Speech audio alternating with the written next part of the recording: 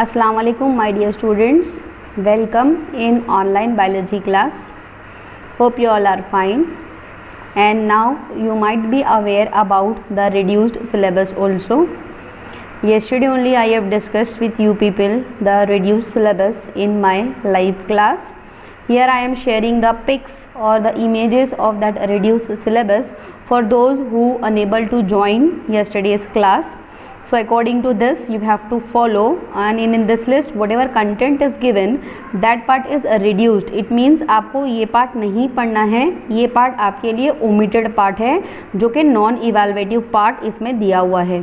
तो इसको ही जो है आपको स्किप करना है, एंड रेस्ट ऑल इसको छोड़ के जितना भी टेक्स्ट बुक में दिया है वो आपको रीड करना है और उसको आपको प्रिपेयर करना है for your examination. So last time हम लोग जो अपना टॉपिक डिस्कस कर रहे थे चैप्टर 7, उसमें हम लोगों ने जो भी पार्ट कंप्लीट किया है उसमें से सिर्फ आपका जो है वो ग्रोथ हार्मोन्स वाला जो पार्ट था बस वही पार्ट आपका आने वाला है, एंड उसके अलावा रेस्ट जितना भी पार्ट था वो सारा आपका ओमिटेड है। So that is the reason last के जो 3 पॉइंट हमारे एक्चुअली हम लोगों का तो पूरा चैप्टर कंप्लीट हो चुका था, लास्ट का जो सिर्फ 2-3 बीट हमारे जो बचे थे जैसे कि वॉनिलाइजेशन एंड नाइट्रोजन साइकिल वगैरह जो हमारा बचा हुआ था वो ही पार्ट जो है वो रह गया है हमारा। And now I am not going to take that part because that is non evaluative part. तो जो भी मैंने एक्सप्लेन किया है whatever images I have shared with you people you will follow that only as your reduced syllabus. So now today in this class we are going to start with the new chapter that is your 5th chapter that is origin and evolution of life. So इस chapter में हम लोग already मैं आपको अपनी जो है वो लाइव क्लास में बता चुकी हूँ कि इस चैप्टर का भी ऑलमोस्ट सारा पार्ट जो है वो सारे bit right from 5.1 till last everything is omit except the one bit that is 5.6। तो ये जो 5.6 बीट है आपका that is based on modern synthetic theory of evolution. तो हम लोग आज इसी पार्ट को इस वीडियो में डिस्कस करने वाले हैं that is modern synthetic theory of evolution. So now before we start with the actual content हमको थोड़ा सा इस चैप्टर का बेसिक जानना ज़रूरी है। जैसे कि आप लोग ऑलरेडी जानते हो कि ये जो ओरिजिन एंड इवोल्यूशन चैप्टर है that is based on the theory of evolution, यानी कि जो थियोरी ऑफ इवोल्यूशन होती है that is a very slow and gradual process. आपने स्टोन एज मैन की स्टोरी जो है वो पढ़ी होगी आपके लोअर स्टैंडर्ड में, देन किस तरीके से स्टोन एज मैन से जो है वो उसका डेवलपमेंट होता गया ब्रेन का, बॉडी का, एंड देन उसके बाद आज जो कंडीशन में हमारी बॉडी है और ह्यूमन माइंड और ह्यूमन ब्रेन जितना डेवलप है तो ये सारा जो प्रोसेस है वो इवोल्यूशन का है। तो एक्चुअली जो ये इवोल्यूशन का प्रोसेस है ये जो है वो बेसिक कंसेप्ट रहेगा with the modern synthetic theory. You are aware about this person that is the Charles Darwin and he gave his theory of the Darwinism जिसको कहा जाता है। एंड यहाँ पे ये जो डार्विनिज्म की थ्योरी है ये तो एक्चुअली आपको ओमिट है बट इसके बारे में थोड़ा सा आपको पता होना चाहिए। लमार्किज्म भी एक कंसेप्ट था जो कि लमार्क नाम का एक साइंटिस्ट था इन द ईयर 1808 उसने वो कंसेप्ट दिया था। तो इस तरीके से जो भी डार्विन के ऑब्जर्वेशन थे उसके ऊपर जो है वो चार्ल्स डार्विन ने अपनी एक डार्विनिज्म करके थ्योरी बनाया था जो कि बहुत ही फेमस थ्योरी थी, थ्योरी ऑफ नेचुरल सिलेक्शन। आपको ऑलरेडी मैं नेचुरल सिलेक्शन के बारे में आपके लास्ट ईयर में आपको बता चुकी हूँ कि कैसे nature itself select who will survive and who will perish। तो उसके ऊपर उसने कुछ अपने ऑब्जर्वेशंस बनाया था। तो डार्विन के कुछ ऑब्जर्वेशंस थे like enormous number of species are inhibited on the earth. आपको पता है प्लांट की, एनिमल की अलग अलग बहुत सारी जो है वो स्पीशीज़ अवेलेबल है लैंड पे। देन पैटर्न ऑफ डाइवर्सिटी, अलग अलग डाइवर्सिटी हर एक एनिमल की, हर एक प्लांट में हमको जो है वो डाइवर्सिटी मिलती है। He ask why similar ecosystem were inhibited by different types of species, यानी कि जो ग्रासलैंड है ऑफ इंग्लैंड है उसमें रैबिट होते हैं, और ग्रासलैंड ऑफ ऑस्ट्रेलिया की अगर हम लोग बात करेंगे तो वहाँ पर सिर्फ हमको कंगारू नज़र आते हैं। तो ये इस तरीके का बिहेवियर कैसे नेचर में आता है। तो इस तरह के बहुत सारे क्वेश्चंस उसने अपने आप से किए and then he find out the answer itself that about the evolution. So that is the process of change through the time. ये कोई 1 महीना 2 महीना 1 साल 2 साल की बात नहीं होती, it's a long time process we can say. So it is the process by which modern organisms have descended from ancient organism. जैसे कि मैंने आपको बताया स्टोन एज मैन की स्टोरी आप ऑलरेडी जानते हो, आपके लोअर स्टैंडर्ड्स में आपने स्टोन एज मैन के बारे में पढ़ा है। तो किस तरीके से उस टाइम का जो स्टोन एज मैन था और आज का जो मॉडर्न ऑर्गेनिजम्स है और ह्यूमन बींग्स है। तो इस तरीके से जो एंशिएंट ऑर्गेनिजम्स है और मॉडर्न ऑर्गेनिजम्स का जो फॉर्म हुआ है वो उसको उसने ऑब्जर्व किया। Then he gave the evolutionary theory also, तो वहाँ पे भी उसने अपने ऑब्जर्वेशंस दिए। लाइक द वर्ड इवोल्यूशन यहाँ पे जो आएगा वो that means gradual development and evolutionary ideas have been present, जिसको हम लोग बोल सकते हैं कि बहुत ज़्यादा वाइडली नोन ही होते हैं through out the history. And it was not until the observation of Charles Darwin, ये तो 19th सेंचुरी की बात थी चार्ल्स डार्विन की। इससे पहले भी इवोल्यूशनरी थ्योरी के बारे में ऑब्जर्वेशंस जो है वो स्टार्ट हो गए थे। And if we will talk about the Darwin's original theory, it was written in his Origin of a Species, एक बुक उसने लिखा था in the year 1859. Therefore there was no theory of evolution at human, और हम लोग बोल सकते हैं कि उससे पहले की जो है वो बहुत पहले की, 19th सेंचुरी से भी पहले की बात है, और ऐसा कोई एक प्रॉपर ऑब्जर्वेशन नहीं है। ये बहुत पुराना ये वर्क हम लोग बोल सकते हैं इवोल्यूशनरी थ्योरी का है, जो बहुत सारे साइंटिस्ट का कॉन्ट्रीब्यूशन है। So if we'll talk about evolutionary theory, it is the process in which significant changes in the inheritable traits, or we can say genetic makeup of a species, occur over a time, or we can say it's a very slow and gradual process.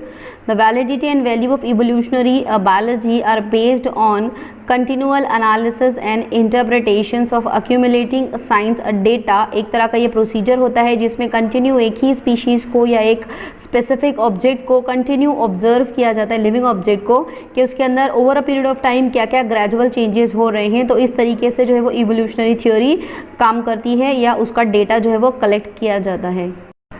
Now we will move further, आगे बढ़ते हैं और हमारे actual topic की तरफ आते हैं, जो कि आपका इवैल्यूएटिव पार्ट है और इस चैप्टर का ओनली इवैल्यूएटिव पार्ट हम लोग बोल सकते हैं। तो सिंपली आपको यहाँ पे modern synthetic theory of evolution के बारे में ही इस चैप्टर में पढ़ना है। रेस्ट ऑल आपकी जितनी भी चीज़ें दी गई हैं अपार्ट फ्रॉम दिस, सारी चीज़ें जो है वो नॉन इवैल्यूएटिव है और ओमिट है। तो सिंपली हम लोगों को जो है वो modern synthetic theory of evolution के बारे में ही इस चैप्टर में पढ़ना है। So let's talk about modern synthetic theory, or today's theory on evolution we can say. It recognizes the genes that are responsible for inheritance of characters. We know about this. Recognizes the populations, not individuals, evolved due to natural selection and genetic drift. Recognizes that speciation usually is due to the gradual accumulation of small genetic changes. तो ये basic highlighted points है modern synthetic theory की, जिसको हम लोगों को यहाँ पे जो है वो और डिटेल में पढ़ना है। So we can say it is the result of true synthesis of all biological discipline. Studies pertaining to genetical, ecological, anatomical, geographical, paleontological etc. were pursued to explain mechanism of evolution. Also due to importance was given to both mutations and natural selection. तो यहाँ पे group of scientist हम लोग बात करेंगे जिन्होंने modern synthetic theory को upload किया, और we can say they have gave the evidences for this. So the scientists were R. Fisher, J.B.S. Haldane, T. Dobzhansky, J. Huxley, E. Mayer, Simpson, Stebbins, Fisher, Sewall, Wright, Medal, T.H. Morgan, etc. are the main contributors of modern theory of evolution, we can say. So it emerged around the middle of the 20th century from the ideas of three authors specialized in different branches of the evolution, जैसे कि already मैं नाम mention कर चुकी हूँ। So the first one is T. Dobzhansky, he was a genetic person. Ernest Mayr, he was specialist in the species of living beings. And the third one was George G. Simpson. He was the great categories of the organism, we can say. He was master of categorizing the organism. So these three scientists put forth the modern synthetic theory, we can say. Apart from them, R.A. Fisher and S. Wright, as I already taken the name of these scientists in the panel, they provide much needed statistical basis to this theory, and this theory can be stated as follow, that is the biotic potential, variations, population genetics, speciation and level of evolution. तो ये वो categories थी जिसके ऊपर इन लोगों ने divide किया modern synthetic theory को, और we can say on this basis they have observed the modern synthetic theory and they have put their observations based on modern synthetic theory. So the modern synthetic theory explains evolution in terms of genetical change in populations leading to origin of new species, then Mendelian population or genetic population, then gene pool, gene frequency, that is the concept of modern synthetic theory हम लोग बोल सकते हैं. इसमें शामिल थे genetic variations and natural selections and geographical and reproductive isolation.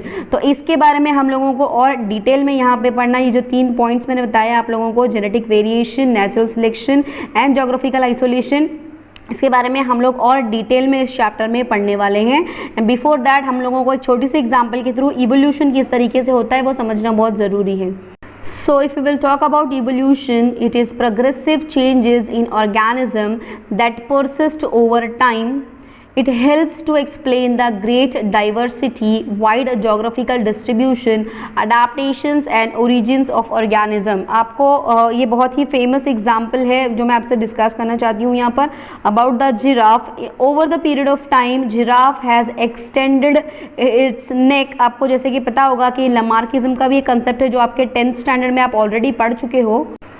लमार्किज्म के concept में आप लोगों को लोअर स्टैंडर्ड्स में ये बताया गया था कि whatever parts that is being utilise continuously will be showing the further changes, and जो पार्ट हम लोग यूटिलाइज नहीं करते वो पार्ट जो है वो धीरे धीरे पेरिश हो जाता है. तो यहाँ पे एग्जांपल हम लोग लेंगे जिराफ की. Over the period of time जैसे जैसे ट्री की हाइट बढ़ती है, giraffe in the habit of eating the leaves, उसको जो है वो अपनी नेक को स्ट्रेच करता है, एंड जितना ज़्यादा वो प्लांट की हाइटेड एरिया से अपना फूड अपटेक करने की कोशिश करता है, इस कोशिश में उसकी नेक जो है वो और एक्सटेंड होती जाती है.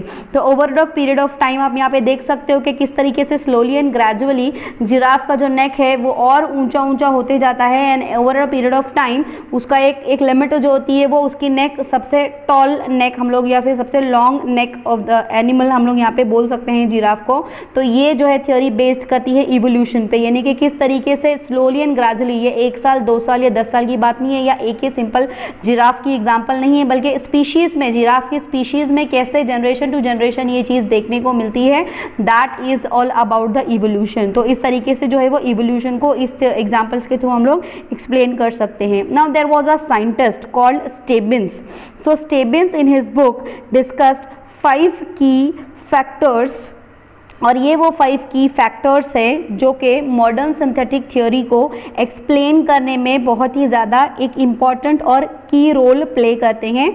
सो let's talk about those 5 factors. So those factors are gene mutations, mutations in the chromosome structure and number, genetic recombinations, natural selection and reproductive isolation. So these are the 5 points we can say that is contributed in the evolution of a new species. यानी कि किसी भी species में अगर evolution होगा तो ये इन 5 basis पे ही होगा. तो इसको और अच्छे से explain करने के लिए वहाँ पे और एक जो है वो scientist he came forward, that was Sewall Wright was the scientist. He gave the population genetics, जिसको हम लोग जो है वो Mendelian population भी कहते हैं. तो वो यहाँ पे उसने Mendelian population का Sewall Wright ने एक concept रखा. So according to him, all individuals of the some species constitutes a population, and the populations occur in small group of interbreeding population. Such small interbreeding group of population is referred as Mendelian population. More, he concluded that it has been recognized, although the inheritance of individual genes may be governed by Mendelian principles, but the frequencies of the individuals carrying these genes may depend on several factors, such as they include frequency of particular genes, size of population, and some other factors are also there. So a population consists of a community of asexually or potentially interbreeding organism or inhabiting in geographical areas. तो उसको हम लोग जो है वो Mendelian population बोल सकते हैं. Now further, when the group of this population will combine, it forms a gene pool. So let's talk about it. The gene pool is the set of all genes or genetic information in any population, यानी कि sum total हम लोग बोल सकते हैं. So it is the sum of a population's genetic material at a given time. It includes all genes and combinations of genes, sum of the all alleles in the populations we can say. So the combination of all of the versions of all of the genes in a specific species is called a gene pool of that particular species. And these gene pools are made up of members of the same species that interbreed. Variations naturally occurs among the genes with a population. The collection of all the genes and the various alternates or allelic forms of those genes within a population is called a gene pool. तो यहाँ पे हम लोग कोई भी example ले सकते हैं. Say for example, if we will talk about a group of animals, so in that particular animals, if we will talk about a group of dogs, so that belongs to a same population. अब इस population में variations मिलती है, जैसे कि dog की अलग अलग varieties होती है, तो वहाँ पे हम लोग बोल सकते हैं कि complete एक species का जो group है with including variations we can say it is forming one gene pool. तो इसी तरीके से हम लोग अलग अलग variety की species लेके gene pool को explain कर सकते हैं. So over time the size of a gene pool changes. The gene pool increases when mutation changes a gene and the mutation survives. The gene pool decreases when an allele dies out. यानी कि आपको पता है कि birth rate and जो death rate होता है उसकी वजह से यहाँ पे ये जीन पूल में इंक्रीज और डिक्रीज भी हो सकता है. Now we will talk about ये म्यूटेशंस होते क्या हैं, और ये म्यूटेशंस ही हम लोग बोल सकते हैं कि एक बेसिक रीज़न होता है इवोल्यूशन का. So mutations and genetic drift can be bring about change in the population. आपको पता है कि म्यूटेशन क्या है, आप पढ़ चुके हो अपने लोअर स्टैंडर्ड में. Sudden change in the pattern of gene is called as mutation. तो इसकी वजह से जो है वो जीन और चेंज हो जाता है पॉपुलेशन में. Mutations are changes in the chemical composition of gene that alters the DNA of the individual. आप ये बात जानते हो. Genetic drift is a change in the genetic gene frequency owing to chance, और we can say an inverse relationship occurs relating to the size of the population. Now the thing is if we will take these both, तो दोनों भी इसमें से हम लोग बोल सकते हैं कि डायरेक्टली रिस्पॉन्सिबल होंगे या नहीं होंगे, that will be depend on chance. It is much left to chance we can say, because ये effectively if they will make direct change तो वो सडन म्यूटेशन हम लोग वहाँ पे बोल सकते हैं. तो ये चीज़ें जो है वो नेचुरली सारी ऑर्डर्ड होती है, और वी कैन से नेचुरली इस चीज़ को कंट्रोल किया जाता है by nature itself. Now modern synthetic theory based on 5 main factors that are broadly divided into 3 main concepts like genetic variation caused due to various aspects of mutation, recombination and migration. Then second one is natural selection, and the third one is isolation for explaining the evolution of species.